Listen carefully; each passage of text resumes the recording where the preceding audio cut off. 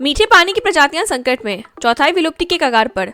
एक हालिया अध्ययन ने मीठे पानी के पारिस्थितिक तंत्रों की गंभीर स्थिति पर प्रकाश डाला है। नेचर पत्रिका में प्रकाशित अध्ययन 1/4 of fresh water fauna threaten with extinction के अनुसार मीठे पानी की प्रजातियों की स्थिति तेजी से बिगड़ रही है। अध्ययन के निष्कर्ष बताते हैं कि 1970 से 2015 के बीच 35% आर्द्र भूमि क्षेत्र समाप्त हो चुके हैं। अध्ययन के निष्कर्ष बताते हैं कि 1970 से 2015 के बीच 35% आर्द्र भूमि क्षेत्र समाप्त हो चुके हैं, जबकि बचे हुए 65% क्षेत्रों पर मध्यम से उच्च स्तर का खतरा मंडरा रहा है। जैव विविधता का अनदेखा संकट। हालांकि भूमि और समुद्री प्रजातियों पर संरक्षण के प्रयास बढ़े हैं, मीठे पानी के पारिस्थितिक तंत्र लंबे समय से उपेक्षित हैं। यह चिंता का विषय है क्योंकि ये क्षेत्र पृथ्वी की सतह से केवल 1% हिस्से में होने के बावजूद ज्ञात प्रजातियों के 10% का घर है। इनमें 1/3 कशेरुकी और आधे मछली प्रजातियां शामिल हैं। इसके बावजूद इनके संरक्षण की ओर बहुत कम ध्यान दिया गया है। नदियों और आर्द्र भूमियों का विनाशा। अध्ययन के अनुसार 1000 किलोमीटर से अधिक लंबी 37% नदियां अब अपने पूरे प्रवाह में स्वतंत्र नहीं है। जल विद्युत परियोजनाओं, बांधों, कृषि शहरीकरण और प्रदूषण ने नदियों के प्रवाह को बाधित कर दिया है। आर्द्र भूमियों जैसे कि दलदल, झीलें और कच्छ भूमियां तेजी से घट रही हैं। इन परिवर्तनों ने जैव विविधता पर गहरा असर डाला है और कई प्रजातियां विलुप्ति की कगार पर पहुंच गई हैं। मीठे पानी की प्रजातियों के लिए खतरा।